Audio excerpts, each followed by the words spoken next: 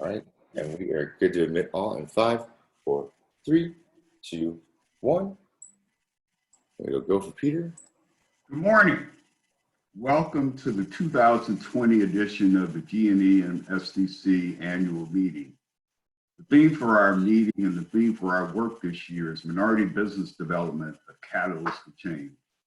I welcome all of you, our corporate members, our certified MBEs, our potential corporate members, and our potential certified MBEs. We really appreciate you taking the time, and we hope that this is a very productive and informative session for everyone. So again, thank you for joining us, and let's get started.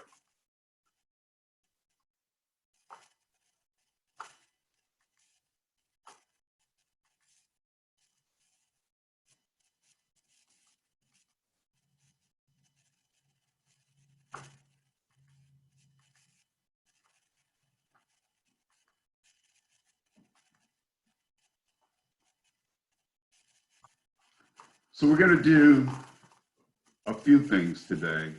We are going to introduce some of the folks that always get mentioned but never properly introduced. We're going to introduce our board of directors. We're going to introduce the staff of GNEMSDC.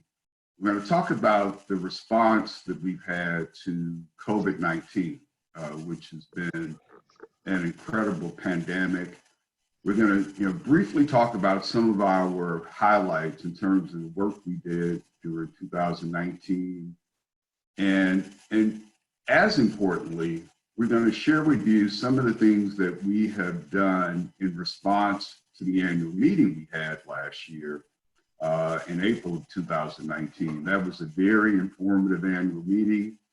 And the lessons we learned from that has really informed the focus of the board's work for the balance of 2019, and it's focusing on what we plan on doing in 2020.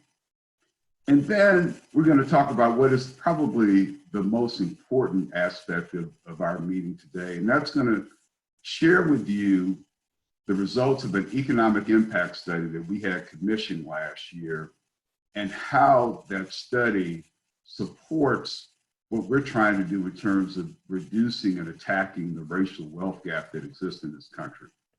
So if you don't mind, we'll get started.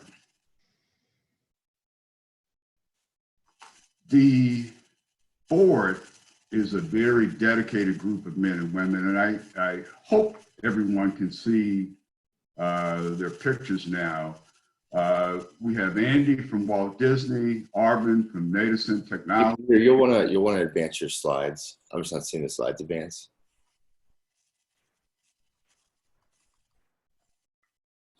Can you do it on your end, Ryan?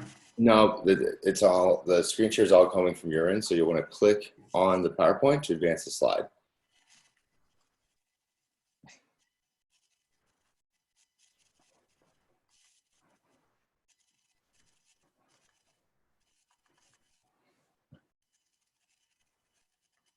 Is it advancing now? Yeah, well, now we're seeing the editing portion of slideshow. If you just want to go and click start slideshow again. Okay. Or play from beginning, or from current slide, either one. I do from current slide or resume show. So right there it says from current slide. Yep, just click on that one. That one right there, yep. All right. And resume show.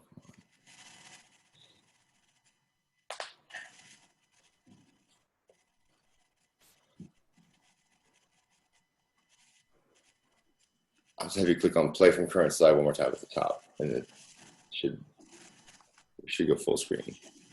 And it should just go resume slideshow, and that should pull everything right back up.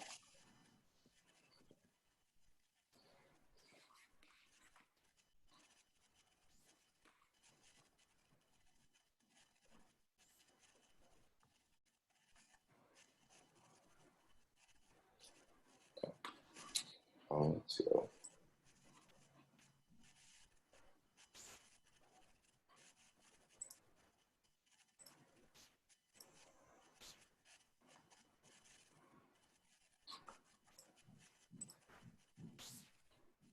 Welcome to Zoom.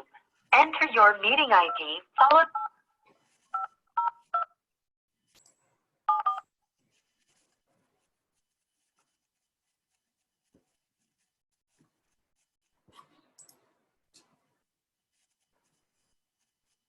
So there we go. I got it, Peter. Yeah, I'll share from my side. Okay, thank you.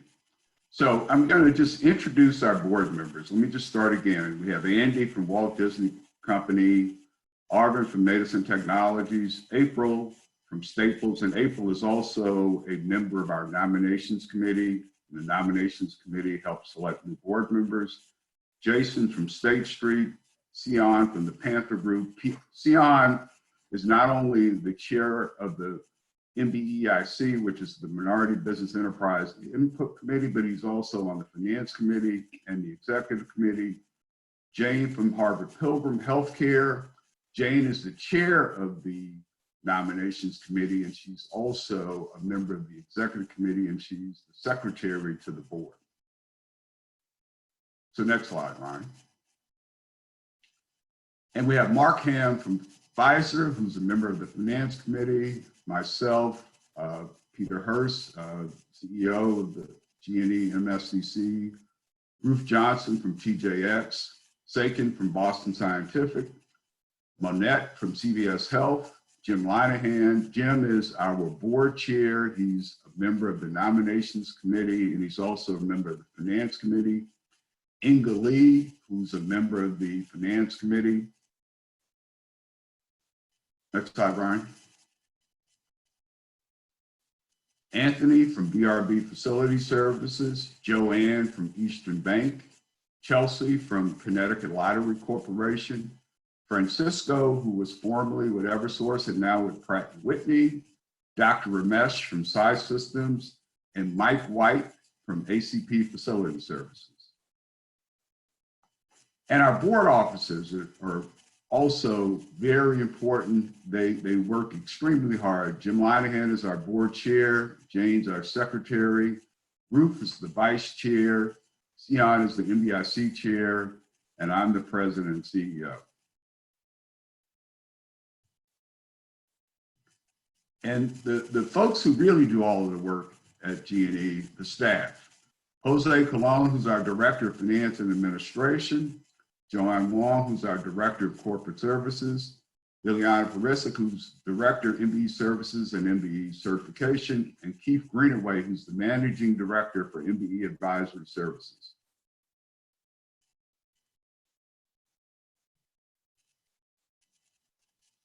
So let me talk a few minutes about the response to something that none of us could have predicted, none of us were probably adequately prepared for, and that's COVID-19, which started a few months ago. It seems a lot longer, and it's really overtaken life, not only in the world, but especially right here in the United States. So what we've done since the COVID-19 sprung up is both inward looking and outward looking. So next slide, Ryan. Our staff, to make sure that everyone was safe, has been working remotely since March 10th, 2020. And that's the inward looking part. The outward looking part is one of the first things we did, we surveyed our MBEs and we asked them to let us know what their major pain points were as a result of COVID-19. And they were what you might expect. There were two things. There was a negative revenue impact. They were experiencing delayed or canceled orders. New business prospects were slim to none. And also, as a result of that revenue impact, they really expressed the need for low cost or no cost financing.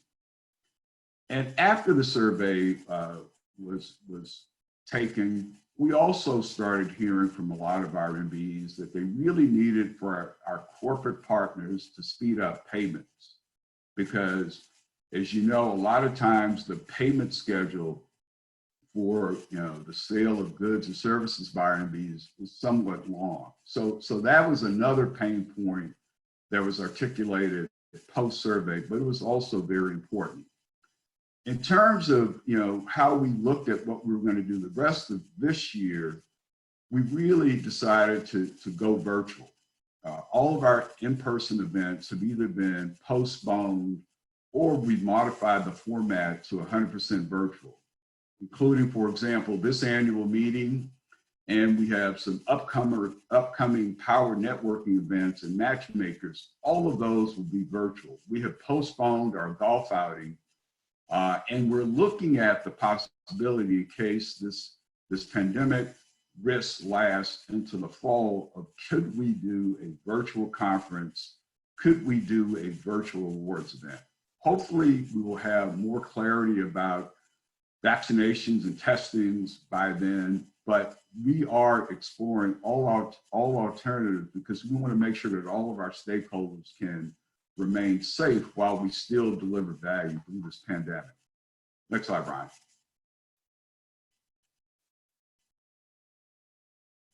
So in terms of what we were really focusing on when this hit, we really focused a lot of information on getting information to our MBEs. Initially, we were pushing out state-specific emails to our MBEs. The MBEs, responded that, look, we appreciate the information. It's very useful, but we're getting so much in terms of emails. It's hard to filter what's valuable and what's not valuable. So we pivoted. So we decided to do two things. We set up a landing page on our website, and now we push out, as soon as it comes out, any specific information related to opportunities or resources for our MBEs. And it might not be something that's published by GNE, because we don't care. We want to just get relevant and important information to our MBEs from whatever place we can get it and push it out as quickly as we can. So any information that comes out, we immediately post it on our website, and we also push it out via social media. We have Facebook, we have Twitter, we have LinkedIn, we have Instagram. We're using all of those platforms to get information out as soon as we can and as often as we can. And then the other thing we have done, our development services, which I'll talk about in a little bit, are led by Keith Greenaway.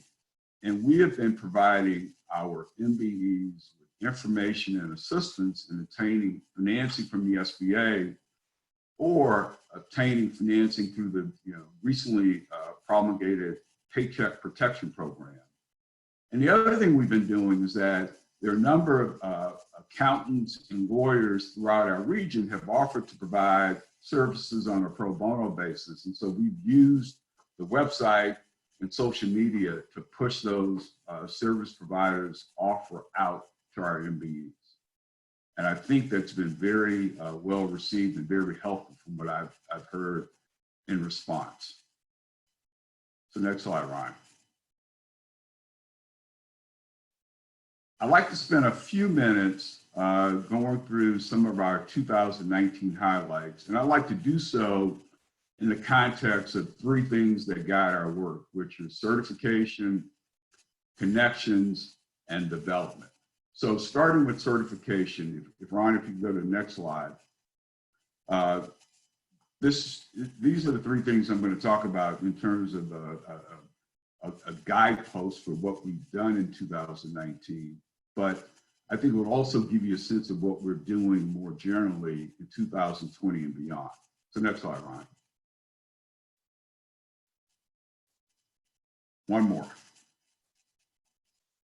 So in terms of certification, this is what our MBE community looks like as of today. We have MBEs now in all 6 New England states. We finally certified an MBE in Vermont. And so we now have representation in all of the states in New England. The things I want to focus you on are, the number of MBEs in terms of how the composition is laid out, the revenue, and how the revenue composition is laid out. We have, over 200 MBEs now certified throughout the 6 states. 40% of our MBEs are in Connecticut, 50% are in Massachusetts, 4% are in New Hampshire and Rhode Island, respectively. 1% is in Maine, and less than 1% is in Vermont. And in terms of total revenue, our MBEs collectively have generated 2.2 billion in revenue. That's not million, 2.2 billion. 409 million of that comes from MBEs in Connecticut. 1.3 billion comes from MBEs in Massachusetts. 300 million comes from MBEs in New Hampshire. 177 million comes from MBEs in Rhode Island. 20.5 million comes from MBEs in Maine. And our newly certified MBE in Vermont is contributing 263,000. So in terms of the composition of that revenue, Massachusetts is clearly the leader with 58% of the total revenue, and they're followed by our MBEs in Connecticut, which are contributing 18% of the revenue, and New Hampshire MBEs are contributing 14% of our revenue. So it's interesting to note that all of our MBEs across the region are making a difference in terms of the work they do, not only in terms of generating revenue, but you'll see in a few minutes in terms of what they're contributing in terms of employment. And that's very important when we talk about certification of our MBEs. So next slide, Ryan. So to that point, our MBEs, in terms of the median revenue, and the median revenue means that's the number where half of the revenue numbers are above that number and half are below. The median revenue in Connecticut is 2.1 million, Massachusetts is 2.9 million, New Hampshire is 4.3 million, Rhode Island is 6.6 million, and Maine is 10.2 million. There are only 2 MBEs in Maine, so one really drove that number. But what's more important is the percent of minority employees at our MBEs.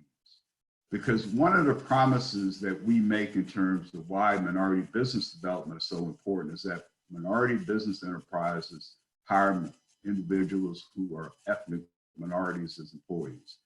And I'm happy to report that if you look at the very bottom percentage, 65% of all of the employees at our 200 plus MBEs are ethnic minorities. So the MBEs in New Hampshire are fulfilling the promise of making a difference in terms of hiring folks who are unemployed, underemployed in their respective communities. And let's applaud them for that. And let's use that number as one of the things we focus on to do even more than we've done historically. So next slide, Ron. The other thing I thought was interesting is that, this is a breakdown of our MBEs by ethnic background. And this is just the numbers. So 17% of our MBEs are Asian Pacific background, 31% are Black and American, 24% are Hispanic, 2% are Native American, and 27% are Asian Indian. And one of the things that's of note, and we're going to talk about this in some detail in a few minutes, is that if you add up the percent of MBEs owned by Black Americans, Hispanics, and Native Americans, it's over 55%. And that's going to become important when we have a conversation about, the racial wealth gap that exists in this country and how, what we're doing can address that racial wealth gap. So just keep that in mind. And this is something that I think is a very, very important statistic to focus on. So next slide, Ryan. We also have some background on the gender of our MBEs. 2% of our MBEs are owned by females and 68% are owned by males. So that is something that we like to grow our MBE base, and next year we'd like to see a more of a close relationship between the MBEs owned by females and those owned by males, but this is what it is right now. So it's something we aspire to change that mix as we go forward. Next slide, Brian. The other thing that's very important, and this shows some improvement. As you know, we categorize our MBEs into 4 categories. Category 1 are those MBEs with less than $1 million in revenue. Category 2 is between $1 million and $10 million in revenue. Category 3 is $10 million to $50 million in revenue. And category 4 are those with over $50 million in revenue. If we look at the mix, and we have information to compare 2018 and 2019, the one thing we keep hearing from our corporate members is that, especially the larger corporations, they find it difficult to do business with small category 1 MBEs. So the goal is, if someone becomes certified in their category 1, is to provide them with the contacts and the development services that allow them to grow their business, so that they migrate to category 2, they migrate to category 3, and then migrate to category 4. Now, what we've seen, if you look at year to year, the percent of our minority businesses who are category 1 went from 40% last year to 37% now. And the shift has been where we would expect to see it. The category 2 MBEs, those in the space of $1 million to $10 million in revenue, they increased from 42% of our total MBEs to 44%. And we also had a slight uptick in the category 3 MBEs from 14% to 15%. And as we would expect, the revenue for the most part shifted as well, in that all of our MBEs, except for those in category 3, experienced an increase in revenues between 2018 and 2019. The only spot where you saw a digression from that shift was in the category 3s. They went from $682 million in aggregate revenue to $611 million in aggregate revenue. But the good news is that, we are still on an aggregate basis, all of our MBEs generated more than $2.2 billion in revenue. So the MBE community is still strong in terms of its contribution in terms of revenues, and all of our categories seem to be moving in the right direction, because we keep hearing from our corporate members that we need more category 2s, more category 3s, and category 4s. So it seems like we are delivering on that promise, and we're doing everything we can to help, and we'll talk about this in some detail, our category 1 move up the food chain going forward. So next slide, Ryan.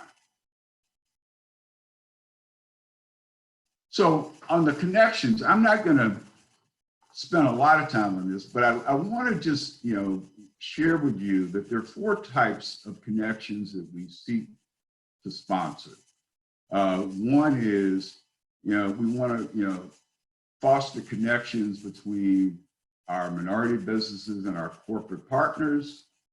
We want to foster connections between our corporate partners and each other, because a lot of them are in procurement, supplier diversity, and it's helpful that they can develop relationships and share information. We want to foster connections between our smaller minority-owned businesses, and smaller in this case are those who have less than $1 million in revenue, so that they can sell their goods and services to the larger minority-owned businesses, those who have more than $1 million in revenue, of which, as you just saw, those numbers are increasing. And then the final type of connection is we try to get the CEOs of the larger MBEs to get to know each other and share ideas and share opportunities. We foster all of these different connections through a variety of platforms. We have a newsletter that I hope everyone has an opportunity to read. If you haven't been receiving the newsletter, please reach out to Joanne Wong, and she will make sure you're included. We also seek to foster connections through information on our website. We are in the process of redesigning our website. Peralta Design is leading that effort, and they are going to take us from the dark ages into this current millennium. And we appreciate them and want to thank them in advance, but we really want to start using the website as a way for people to share information with each other, to learn about opportunities, and to find out what's going on. And then the other thing we do, we used to call these quarterly meetings, and now called power networking sessions. The folks on our team who are more into branding came up with that great idea.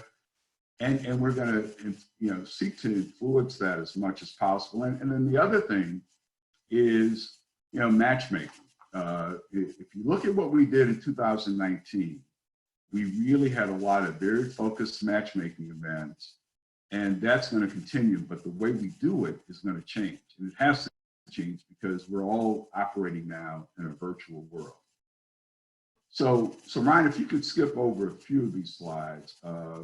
We're going to have this presentation saved at our website, but while Ryan sort of slowly goes through it, you can just visually take a look at some of the events we had in 2019, the variety of events, whether it was the annual meeting, the quarterly meetings, our business opportunity conference and expo, our awards luncheon, our matchmaking events, our accelerated growth strategies forum.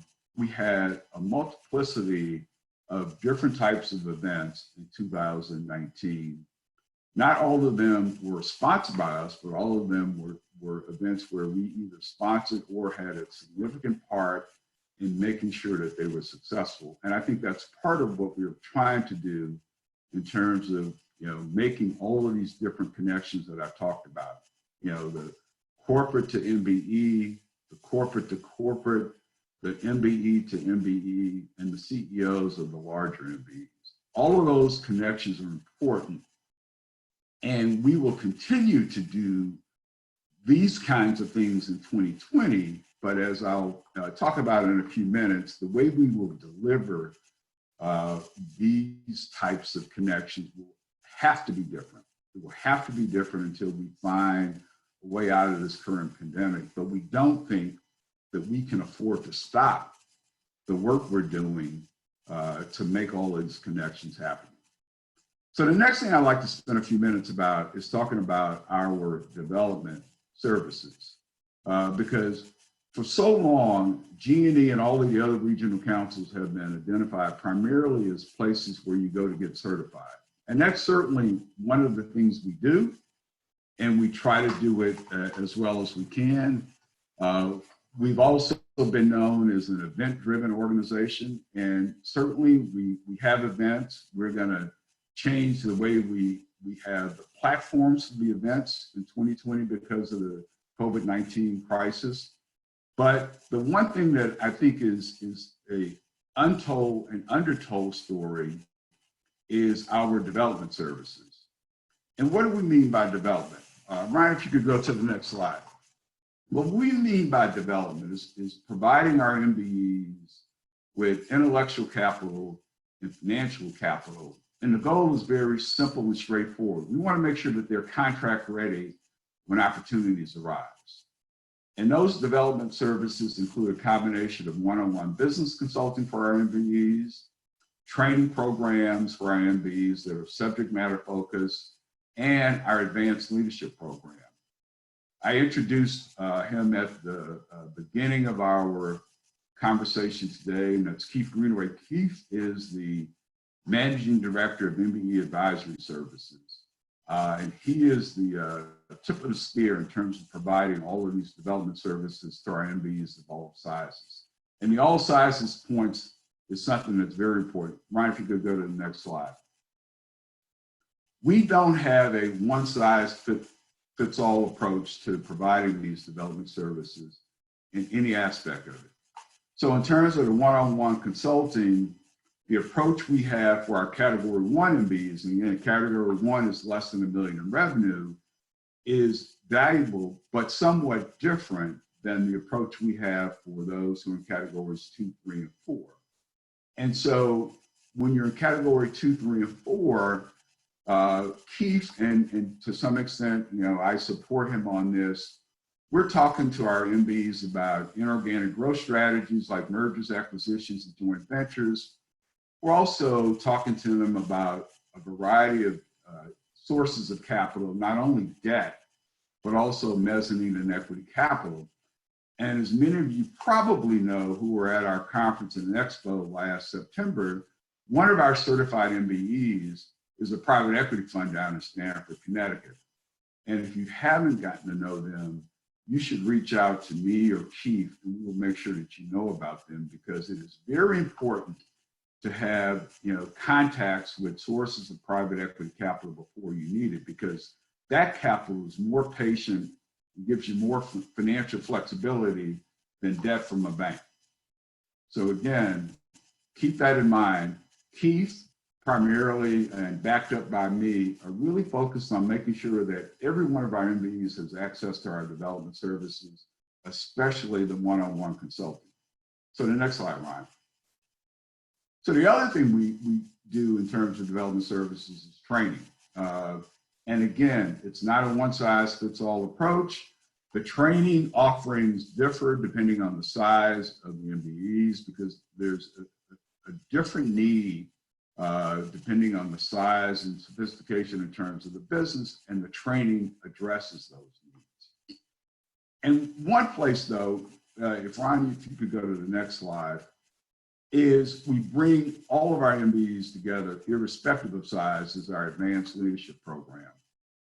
We use the Kauffman Foundation's fast track curriculum, and we've been doing this since 2016. Again, Keith is the tip of the spear on this. The Kauffman curriculum is a 10-module program. Each module is about 2 hours in length, and it requires preparation, reading about 50 or 60 pages, and the homework is that you're writing a section of the business plan. And that outline you see in terms of those bullet points, those are all of the things that go into a business plan or strategic plan. And the advanced leadership program covers all of those over a roughly 10-month period.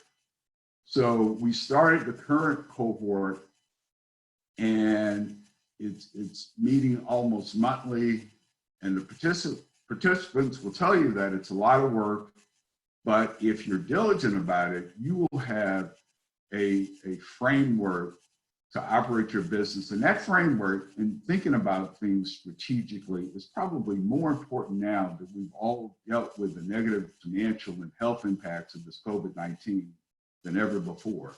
So if you haven't heard about the Advanced Leadership Program, please contact any of us, Keith, Joanne, Ileana, Jose, myself, and we'll make sure you know more about it, because it really is an asset that we want to make sure that everyone takes advantage of.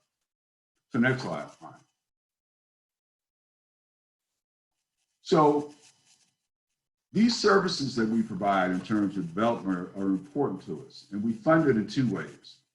We fund it through our annual sponsorships. We make a promise to our annual sponsors that roughly 30% of each sponsorship dollar is allocated to MBE development.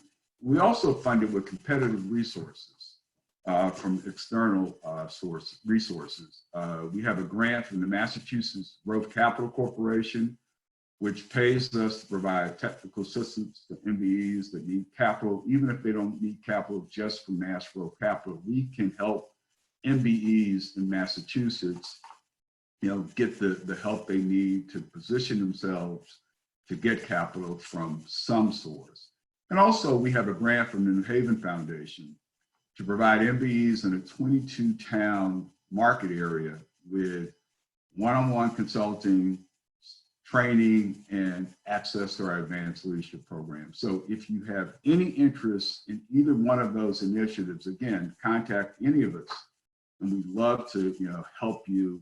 And especially now, with all of the things that our MBEs need to navigate and address if they're going to survive this current crisis and come out healthier and stronger on the other side. So next slide, Ryan. I want to take a few minutes now just to give everyone a quick update from our 2019 annual meeting.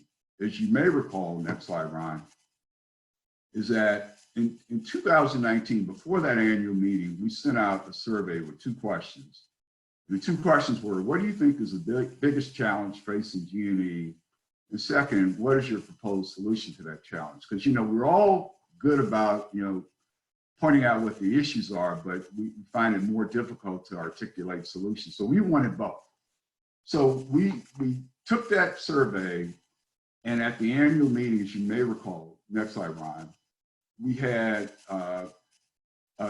3 moderated breakout sessions that addressed these questions. And then the moderators, the 3 moderators, summarized the input from all of those present.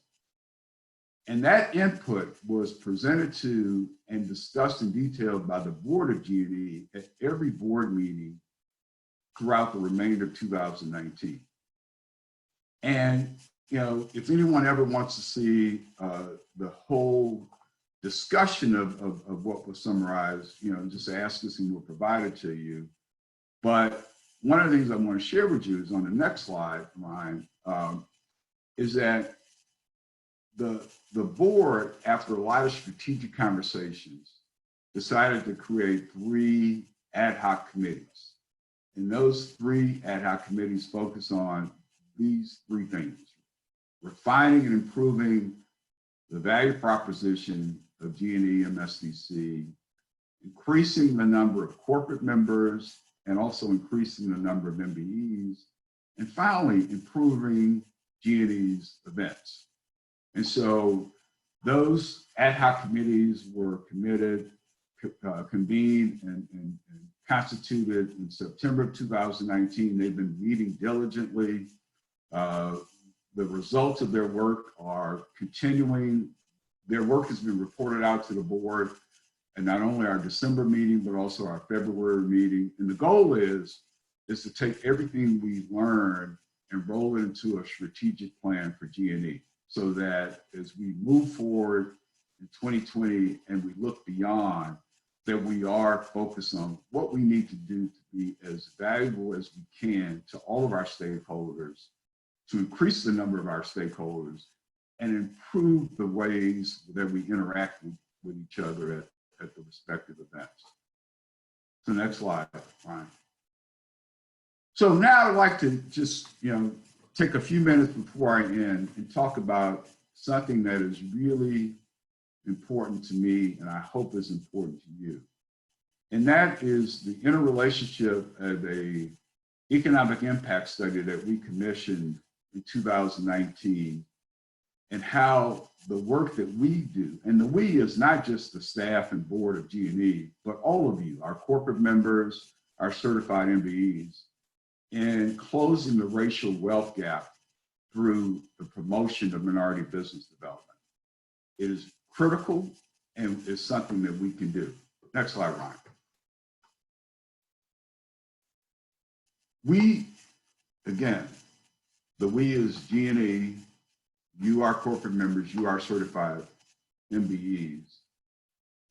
If we collectively focus on minority business development, and you notice I say minority business development, not just supplier diversity, because I think an important part of minority business development is also having, you know, MBEs do business with each other. So that's why I intentionally have a focus on minority business development.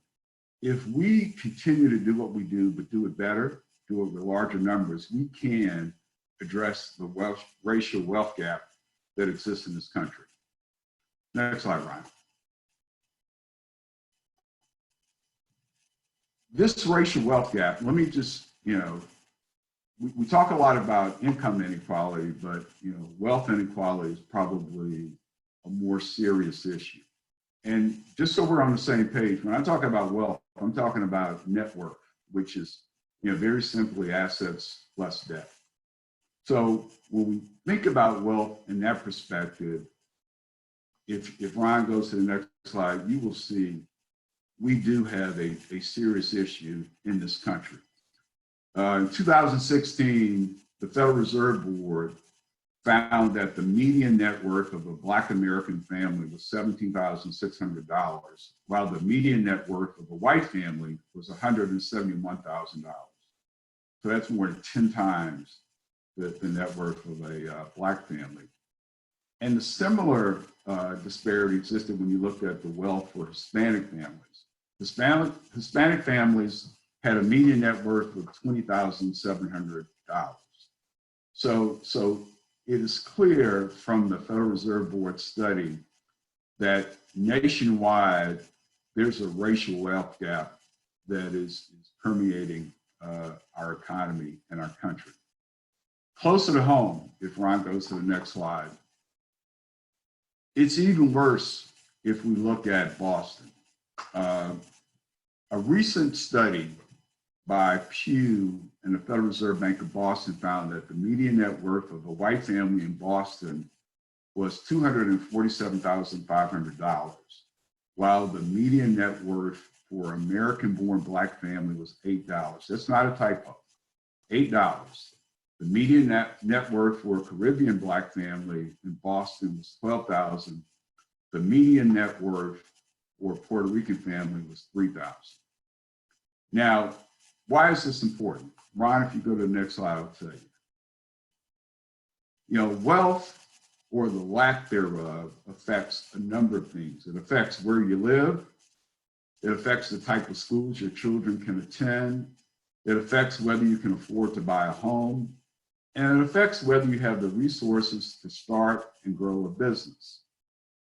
But even beyond, you know, those general issues about wealth is important, or the lack thereof is important, this current COVID-19 crisis has brought it even closer to home. If you go to the next slide, Ron. This COVID-19 pandemic has made clear that wealth also affects whether you contract the virus, whether you die, and whether you can continue your education when your school, college, or university is closed. And if you haven't been reading about this and you haven't been listening to it on the radio or the TV, let me just share some information on the next slide that will bring it home for you. It's been well reported that Blacks and Hispanics have been negatively affected by COVID-19, both in terms of becoming infected and in dying. So the obvious question is why? These two groups have more existing medical conditions in terms of hypertension, heart disease, diabetes, and asthma. They have less access to health care, health insurance, and testing. They experience housing disparities, meaning that they live in densely packed areas, multi-generational housing environments, older buildings that have mold, asbestos, or cockroaches, or they live near busy highways. They're more likely to work in unstable jobs or hold essential jobs, which means that they're a part of the workforce that can't work from home like we at the staff of GNE have been able to do, which makes social distancing difficult, if not impossible.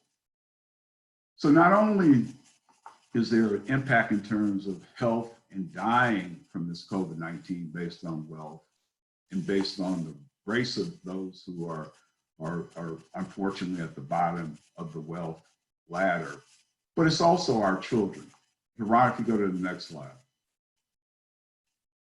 You know, as you know, this pandemic has caused most of the states in the country, most of the cities to close schools, colleges, and universities, probably for the remainder of the academic year. And the problem with that is that many students don't have access to computers. They don't have access to reliable internet at home. And the other alternative to internet access, libraries are closed. And even if they had access, since many of their parents have to continue to work, they have less adult supervision and they're often required to take care of their younger siblings. So it really has a lot of different negative impacts.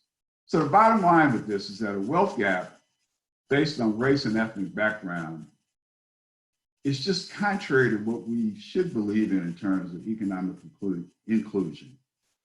Because economic inclusion will make our society and community stronger and it will preserve our democracy.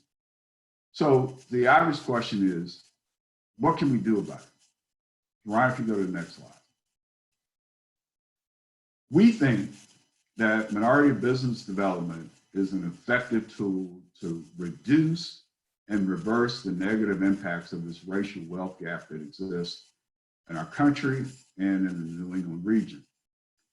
And the importance of minority business development is it makes all of our communities stronger and more vibrant. And the economic impact study that we commissioned, I'm going to share how it does that. So next slide, Ron. One of the things that we need to start thinking about minority business development about is through the lens of the economic output that's generated. Minority businesses generate economic output in three ways. They do it directly by selling their goods and services. They do it indirectly because minority businesses buy goods and services from other businesses, including smaller minority-owned businesses. And finally, with the salaries that they generate, the employees of minority businesses and those that they're doing business with, they spend money. I mean, one of the things that's ground this economy to a halt is that no one's spending as much money because so many things are closed. But if you think about, from the lens of what minority businesses contribute, it's not just the revenue that they generate, but it's the fact that, again, they're buying goods and services from other minority-owned businesses, and their employees and the folks that they do business with, their employees are spending money, and all that boosts the economy. So the next slide, Ryan. The other thing that minority businesses do, they create and maintain jobs. And those jobs are important, but jobs in neighborhoods with higher degrees of unemployment and underemployment are especially important. And minority-owned businesses, and we documented this, earlier in this conversation today, they hire ethnic minorities. So they are fulfilling an important promise to make communities stronger by job creation and maintenance. Next slide, Ron. And to make the politicians happy, directly and indirectly, minority businesses and their employees generate incremental tax revenue at the federal, state, and local level. So, they're making, those who want them to spend money happy. They're making the politicians happy. It's just a great thing. So this is not just a hunch that I have about this. This economic impact study we commissioned, really proves this. So Ron, if you can go to the next slide.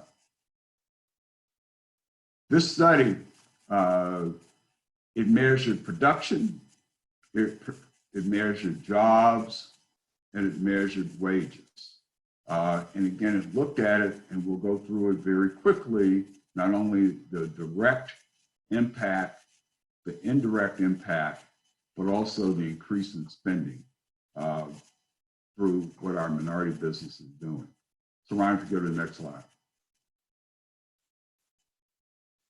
These are the 200 plus MBEs in New England. Their GDP contribution was $4.3 billion. They created or maintained almost 33,000 jobs. They generated wages of $1.9 billion. And at our MBEs, our certified MBEs, were almost 20,000 jobs created or maintained. So that is real. This is something that COVID-19 has put at risk, but hopefully we will have strategies to get to the other side of this, so that when we have this conversation next year, we won't see an appreciable drop off in these numbers. So Ryan, if you go to the next slide. And again, this is broken down to what I shared before in terms of the direct impact, indirect, and induced. The direct revenues we touched on earlier, our MBEs generated $2.4 billion in revenue. They're buying $783 million in goods and services from other businesses, and our MBEs employees and the employees of the folks that they're buying goods and services from, they're spending $1.1 billion. In terms of jobs supported, our MBEs, created or maintained almost 20,000 jobs. The folks that they're buying from they're creating and maintaining about 4,700 jobs. And the folks that they're spending money with, they're employing about 8,300 people. And the wages are substantial as well. Just at our MBEs alone, our MBEs are generating about 1.1 billion in wages. So that's significant. Those are the numbers that really make it clear that our MBEs are doing something about reducing the racial wealth gap that exists in this country. Next slide, Ron. And this is just a breakdown of our contribution of our MBEs by state. Connecticut, just in terms of the GDP contribution of that 4.3 billion, 745 billion comes from Connecticut MBEs, 2.6 billion comes from MBEs in Massachusetts, 549 million comes from MBEs in New Hampshire, and 290 million comes from MBEs in Rhode Island. And if you look at the jobs at our certified MBEs, that bottom row of the almost 20,000 jobs at our certified MBEs, 2,200 come from MBEs in Connecticut, 13,500 come from MBEs in Massachusetts, almost 2,000 from MBEs in New Hampshire, and almost 1,600 from MBEs in Rhode Island. So they really are in every state where we have certified MBEs, they're making important contributions to the economy in which they're located and doing business. So next slide, Brian. This is important because if you remember what I said before about the number of MBEs, remember I showed a slide that had the breakdown of our MBEs by ethnic background. Well, this shows that the numbers and revenue numbers are closely aligned, because if you look at the numbers of the revenue numbers for Hispanic-owned companies, Black-owned companies, and Native American-owned companies, it's more than 50% of the total revenues generated by our MBEs. So to the extent we have a racial wealth gap in this country that's defined by disparate economic impacts being visited heavily on folks who are Black and Hispanic. This chart shows that our MBEs are really doing their part to do something about that in a very positive way, because again, we add up the percentage of the total revenues from Hispanics, Black-owned companies, Native American-owned companies, it's over 50%. So that leads me to the final slide I want to share with you today. As we leave this annual meeting today, we return to our focus on what we need to do to stay alive, to keep our families safe, to reopen our communities at some point, and to support minority business development, even more than we have historically. I want you to focus on 2 data points. And the first data point is that 65% of the employees of the MBEs here in New England are ethnic minorities. And 55% of the revenues of our MBEs in New England are owned by folks who are Hispanic, Black, or Native American. So we are directly doing something about the racial wealth gap, but we can't stop where we are. So I'd like to just end, if Ryan has a picture, I just want to share this with you. It might seem corny to some, but it's a real significant picture for me. This is a picture of Muhammad Ali standing over Sonny Liston. Because before they had this fight, Muhammad Ali used to be known as Cassius Clay, and Sonny Liston kept referring to him as Cassius. So this is a picture after Muhammad Ali had planted Sonny Liston on the canvas, and he's saying, "What's my name?" So let's assume that in 2020, Sonny Liston is the racial wealth gap. And let's assume that the persons, plural, standing over the racial wealth gap are all of us. The staff of GNE, the board of GNE, our corporate members, and our certified MBEs. We're saying to the racial wealth gap, what's my name? We can defeat the racial wealth gap. We are doing it. We can do even more. And we got to do it together. This COVID-19, brings it even more closer to home. So what we have to do to get to the other side of this is that we need to take advantage of every resource we can. Our MBEs out there need to, make sure that you're reading the website, you're reading social media postings so that you know every development that's out there. And if you need any help, don't hesitate to call us or write us, because we do have some answers. And a lot of these things you don't want to talk to in a group. You want to have one-on-one conversations.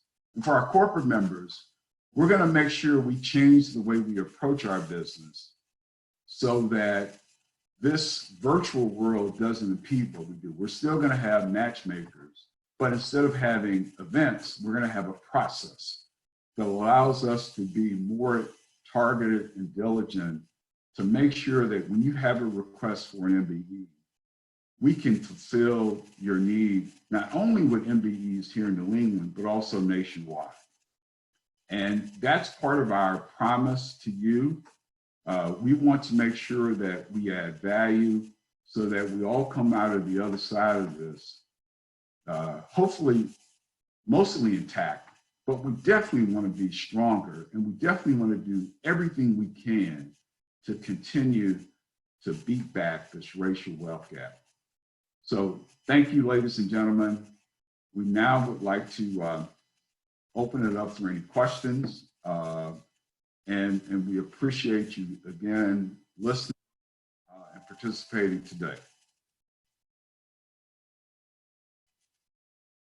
So Peter, so just one thing that Monette of CBS pointed out, one of our board members, is that it's probably useful as well for us to point out that the economic impact study that Peter made reference to and focused the discussion around wealth creation and sort of bridging the wealth gap was actually done by an organization called Supply Health, and they're a group space. They have a lot of credibility, and one also wanted to point out that they have CVS has also relied on them to also figure out exactly where they are in this entire space. So I think that was a useful point to make. Yeah, thanks for that, and thanks, Keith. That's a very important point. It's, they are well known in the space. They have tested methodologies, and they're used by not only a number of corporate members, but also a number of the regional counties. So thank you, Manette. Thank you, Keith. So I sent a message out. If anyone has any questions, of course, you can feel free to type the questions in. We haven't seen any questions. But if you do, we do have some time that we can actually answer questions that you may have. I think I see something coming in here. So Jure of Printability has asked a question. So are other GNE MBEs providing PPE products? Printabilities is now doing PPE as well. And yes, we are aware of that. There are a couple MBEs that we have that's actually been in this space, particularly for quite some time, and they have made proposals. The interesting thing is what we've seen, I think because we have seen so much shift in how the federal government has been approaching the personal protective equipment marketplace, that we are looking at a lot of organizations relying on the government now and relying on delivery through those channels. But we've sent over a number of proposals to different hospital systems in the area, and as far as our side is concerned, very little sort of feedback other than to say that they will work with the companies, they'll contact the companies directly, and as well as the fact that they are also looking at these sources through state and through the federal government. Who's talking? Wait, this is Keith Greenway speaking. Keith, one thing I also wanted to mention is that in addition to that, everyone should visit our website. The Michigan Council created a portal that's especially focused on providing solutions for folks that need specific PPE and other related materials during this pandemic. So it's been very well received and very actively used by a lot of corporations that are having these needs. So I would also suggest to everyone that, visit that portal on our website, register, and if you have something that I think is something that would be of interest to corporation, not just here in New England, but it's a nationwide initiative. Please, take advantage of that because it's a great resource. Okay, so another question that popped up from Brittany Benjamin. And I think this is actually important issue to point out, that during this difficult time, the mental health is a very important issue. And staying connected with colleagues, she sees as critical in that regard. And the question is, are we at GNEMSDC holding making arrangements for networking events for MBEs to reach out and discuss any struggles or successes they've had, that sort of a thing. I would just begin, let me just start by just sort of bringing you up to speed. So what we have decided to do as well, just from our side, from a standpoint of the staff of GNEMSDC, is to reach out to as many MBEs as possible because we are sensitive to this issue. And we, do have a commitment to being here for you and for the MBEs as much as we can to the extent that we can help in any way. So more of you will be hearing from us one-on-one, and just sort of connecting with us. If there are ways that we can actually sort of allow for virtual connection, we certainly will do that. That's certainly not an issue. But Peter, you can probably just go ahead and follow up on that. Yeah, and well, I guess one of the things I would suggest is, we have 5 folks. We have our thoughts about what might be helpful, but it's always good if you have an idea, you have a need, send us an email. And we'll, if it's something we can respond to, we'll do it. We're open to any idea that will allow not only our corporate members, but also our MBEs to not only survive this pandemic, but to get to the other side, hopefully stronger. So any ideas about how we can do that, let us know. Because one of the beauties of a virtual environment, typically the fact that we have a 6-state region is always an issue whenever we have an event, because irrespective of where you have the event, someone's unhappy. But if you have a virtual event, that issue is totally taken off the table. So any ideas you have about things that we can do to be helpful to you, please let us know.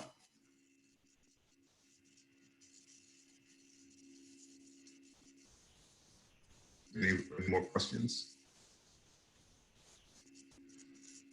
So has GNEMSDC provided any guidance to MBEs about how to navigate the government's stimulus package called the Payroll Protection Program?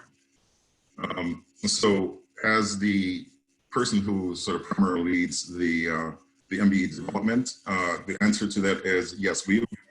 Well, number one, we've provided the information, and there's been a lot of information that's been published, and then sort of links also be published on our website. But we've also offered to help any MBEs who actually need to have any one-on-one guidance in that regard to actually do this. You can feel free to reach out to me primarily, Greenaway, and I will walk you through that because we have walked some MBEs through that. It's a very, very short application. It's really 2 pages of information, and most of it is, yes or no questions. And so we can certainly help you sort of get through that if you want to get through that application or the economic injury disaster loan application as well.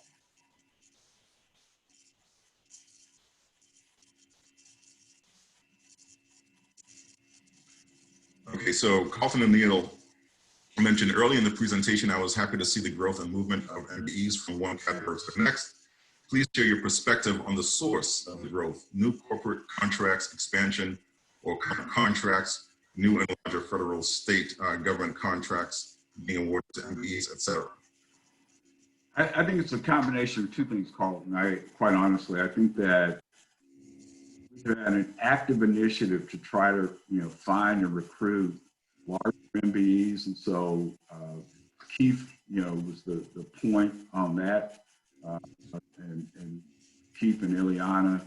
So you're seeing the fruits of that labor in those numbers. And the second thing is that I think that our MBEs who are category 1 are thinking about what do we need to do to get bigger, because you get the contracts, you get the opportunities by having a laser-like focus on what you have a realistic shot at.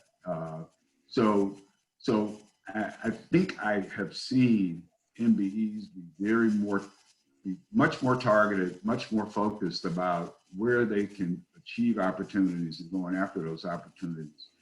And then the final thing I think might be at play, we haven't been able to document this, but I think the whole MBE to MBE initiative that we started a few years ago is bearing some fruit, because larger MBEs are buying goods and services from someone. So I think we've opened their eyes, and I think we've opened the eyes of the smaller MBEs that why not buy it and sell with each other. So I think it's probably all 3 things. If I had to give you a good answer on that. Yeah, I will second that. And Carlton, I think that's a really important thing to point out, because, I think, companies like you, for instance, that's the objective, is to move from one category to the next, to grow.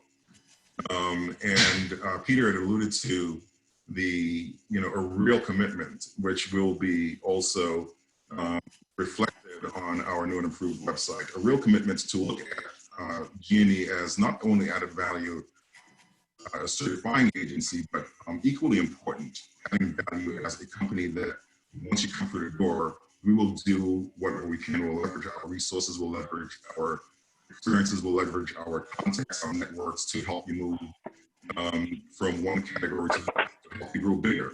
Incrementally, but just doing little things, as well as sort of, more strategic moves. Those are the sort of things that we would like to be able to see the MBEs really begin to engage more. At times like this, difficult economic times like this are, they tend to be a little bit of a downer, tend to sort of, cause people to be a little despondent, but there are also opportunities. When things begin to roll back around, the question is, how do we think about positioning ourselves to get bigger and take advantage of opportunities that are in front of us? So one thing I've mentioned is that, as was mentioned earlier as well, with respect to, for instance, the New Haven Foundation program, I mean, we are already funded to provide services. So it's not as though those of you within the footprint who actually, finish the program, it's not as though that you have to come through the door thinking about, doing a strategic plan or thinking about, looking at your internal operations and positioning yourselves. It's not something that you have to pay for, because it's already paid for to a great extent. So we invite, maximum participation, look at what you think you may need in order to be able to put your business in a position to grow. And let's work with you. We're here for that. And, as we can see, everyone is now working remotely, so, we can do it from a distance. It doesn't require us being in the same room. We're still engaging in that process. So one other quick thing I want to make, I think Lightspeed is a great example of someone who's pivoted and become more focused about seizing opportunities. they now have a catalog of online courses in a whole broad array of categories. And if you think about it in this environment, you know, whether you're talking about financial management, HR, whatever it is, you know, folks are going to be trying to, you know, get that knowledge remotely rather than in-person classes. So, you know, that's an example of how someone has pivoted to you know, take advantage of shifts in the marketplace. And I expect that to pay off for Lightspeed in an incredible way in the months and years to come. Yeah, so just, you know, just to keep in mind as well, it could be like broader sort of conceptual, you know, plays. It could be more discrete things. We could do, for instance, we have financial experience in-house. We have accounting experience in-house with distinct from financial. We have legal, you know, sort of business, contracting, and other transactional. And so it's a range of things. So if you're thinking about, you know, as you think about what your needs may be, you know, just, you know, ask us, because very likely we'll be able to make some sort of contribution to help you in that regard.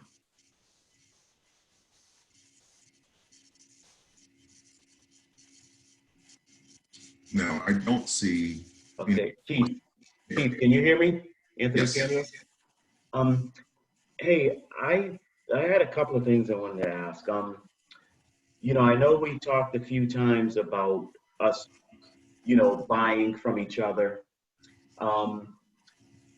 But I wanted to ask you, what do you think about us kind of mentoring the smaller categories, the category ones, and kind of helping them to be prepared to go after the contracts, and when they get the contracts, be successful with them. You know, you also mentioned the financial access that you have, you know, in helping companies. You know, and what I find is a lot of these companies that need financial help don't even know they need financial help. So it's almost like you giving them like a financial checkup, you know, to see where they are, because when they go to that corporate, you know, when they go to for that contract and they sometimes ask to see financials, and they're disappointed that they didn't get the job, and they don't realize they didn't get it because their financials weren't in order, then you know, then that becomes a problem. Um, you know, so two things. I would like to know if at some point I can mentor another company, and if other larger, you know, other category threes, you know, what not can reach out to certain category ones or twos and work with them. Other thing I wanted to mention is the category two seems to be too broad. Category two goes from like 1 million to 10. Is that correct? Yes. Yes. And so I feel that people in a 1 million to 5 million have different issues than the 5 million, 10 million. And so I don't know about changing the category number, but I think that, you know, 1 to 10 is a stretch. And I think there's different needs for companies. Like I said, a $1 million company and a $7 million company would have different issues. So just something. No, and I don't disagree. Those categories is something that are mandated by the National Minority Supply. Oh, okay. Yeah. But in terms of the substance of the point you made, I totally agree. I think a company between 1 and 5 million has a whole different set of needs and challenges. Mm-hmm. Company from 5 to 10 million. So, and I think that when we sit down and work with a company, we're cognizant of that. We can see it. We can see it because one of the things we have is we have a pretty extensive diagnostic tool that we can use when we're providing one-on-one consulting with a small business, and we try to, you know, if not formally have someone go through it, at least informally, we're using it to make certain assessments. Because you're absolutely right. Sometimes folks don't even realize they have an issue. Yeah. And then they get in front of a potential customer, and the customer of the bank Mm-hmm. that they have the issue. And then Mm-hmm. Yep. probably too late to do anything about that particular opportunity if somebody else has to point it out. It's better if you figure it out ahead of time and try to do something about it. Mm-hmm. Okay. So I totally agree. Yeah. All right. I'm sorry. I don't know if you could see me. I'm trying to fiddle No, with this thing. it's okay. It's okay. We don't need to see it. It's all right. Good. You know, Good. it's not. That doesn't sound right. I'm sorry. Pajamas. No, just kidding, man. I put a shirt on just for this call, man. So Anthony, I think you made a very important point that I kind of want to sort of expand on. Number one, the whole mentoring thing, certainly that's something that we probably should look at, especially in a time like this. Yep. So I'm going to just ask the rest of our staff to take note, because we typically have our staff meetings on Tuesdays, and Mm-hmm.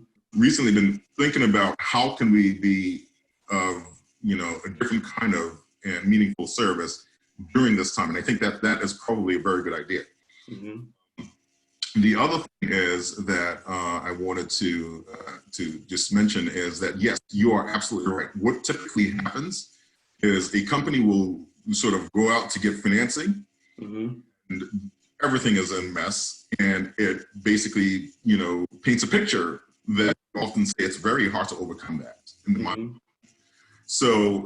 So which is why, again, we just encourage MBEs to just assume the worst, especially MBEs who do not have like a strong accountant that they're using on staff that's experienced in these matters. Assume the worst, and come to us and ask us. We're here. We're available. Mm-hmm. Not only are we available, but we can make, I think, valuable input in many of these discrete areas. Mm-hmm. But that is typically a problem. Companies are going out for capital and they're not prepared.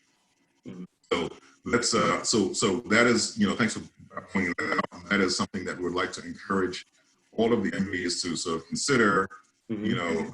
Using us for, and you can leverage our Peter mentioned the ALP program, for instance, which is a very, very, very strong program that will allow you to look at the various critical operational components of your business, and make a really detailed assessment of what's happening, where you are, understanding where you are versus what the benchmarks are in your industry, for instance, because there are ways to quantify those things.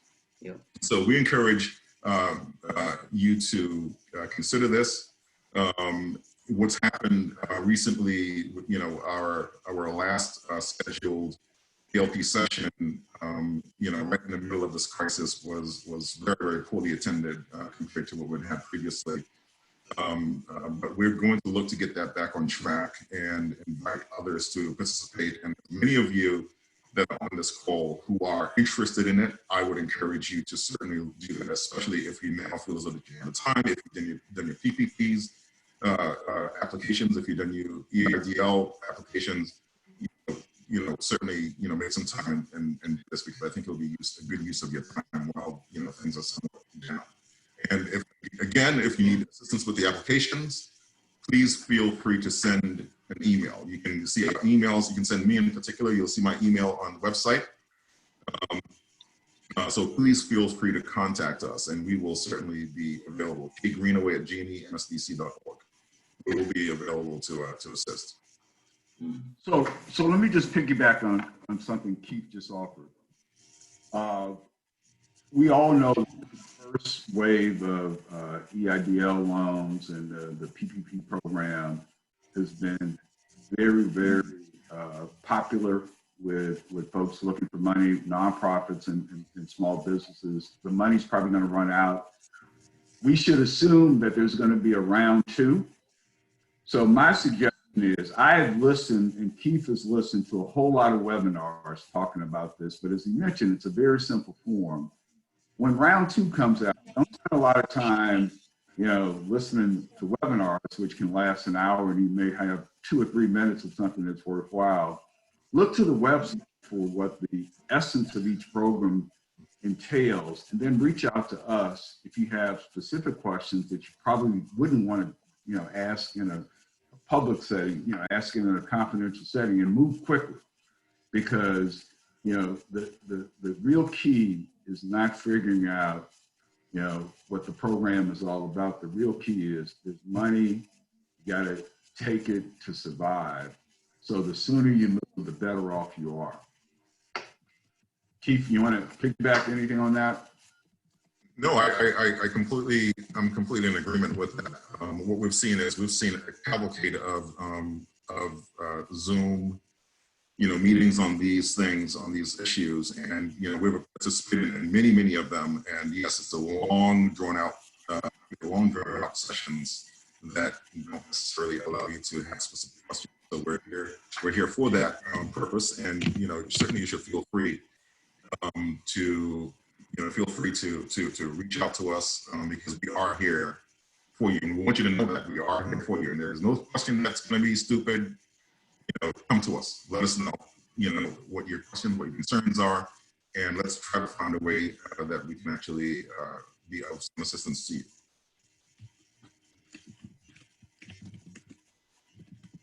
Any more questions? Please feel free to start.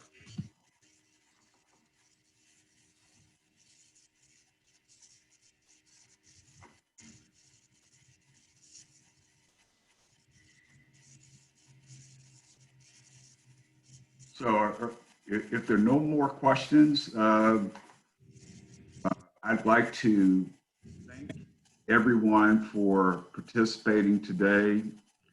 I want to thank my board of directors for their support. I want to thank the board officers for their commitment and leadership.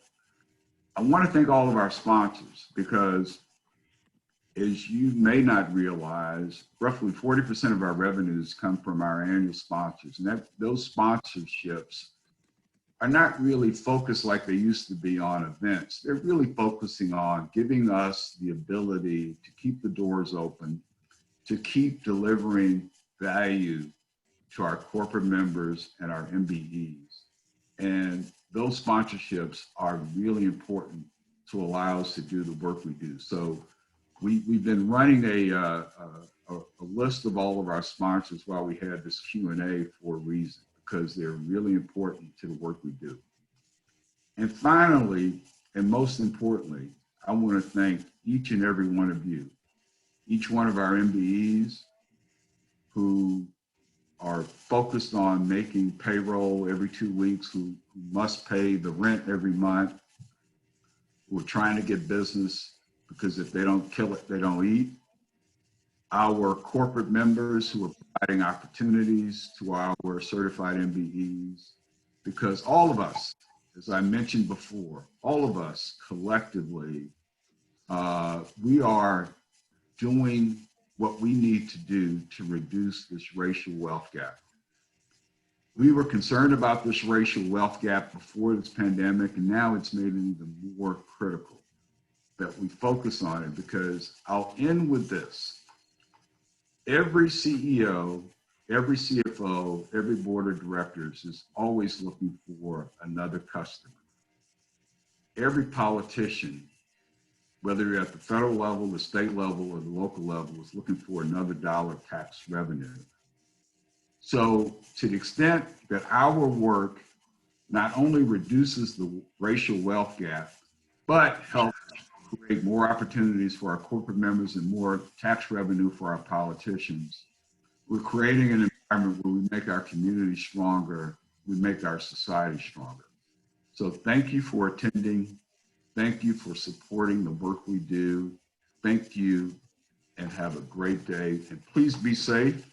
Please practice social distancing, wash your hands, wear your mask. So Peter, before you sign off, there is one late question that actually came in. Okay. Is how about convening a task force of MBEs and corporate members to drive a plan to be better prepared to provide support and services when people go back to work.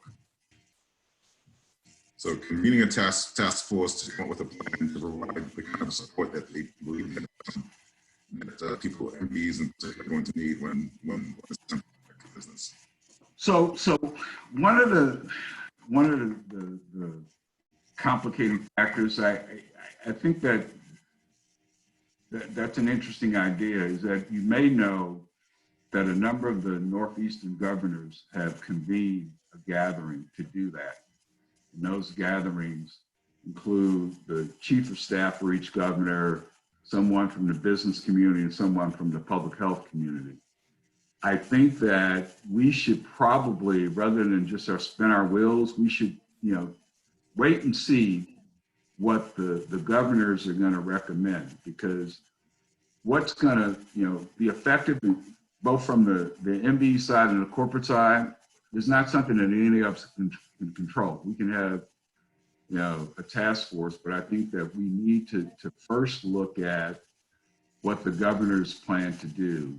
And then I think once we have some sense about that, then I think that would be an appropriate gathering to have. So we will look at this, and yes, we will look at it on an industrial basis as well as you suggested. And one of the things we will do is while we're trying to understand what the governors are going to do, maybe one of the things we'll add to our website and start pushing out, if there are any developments that we see in terms of what their plan is, we'll try to communicate that so that when we all convene, we're starting from a point of realism. So it's not just pie in the sky, but it's based on something that we know that the governors have started to show some ability to coalesce around a broad plan, because whatever we do has to be consistent with the broad plan that the governors are going to prepare. But that's a great idea. Okay. Well, I think that's it for our questions, Peter. So I believe that this basically concludes our meeting. Okay.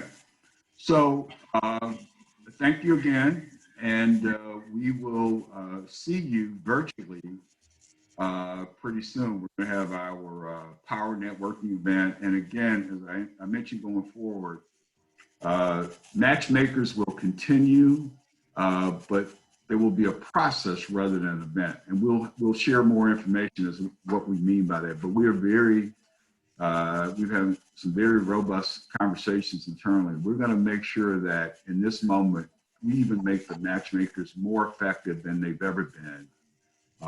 So stay tuned. And again, thank you for participating in the annual meeting, and stay safe. Thank you all.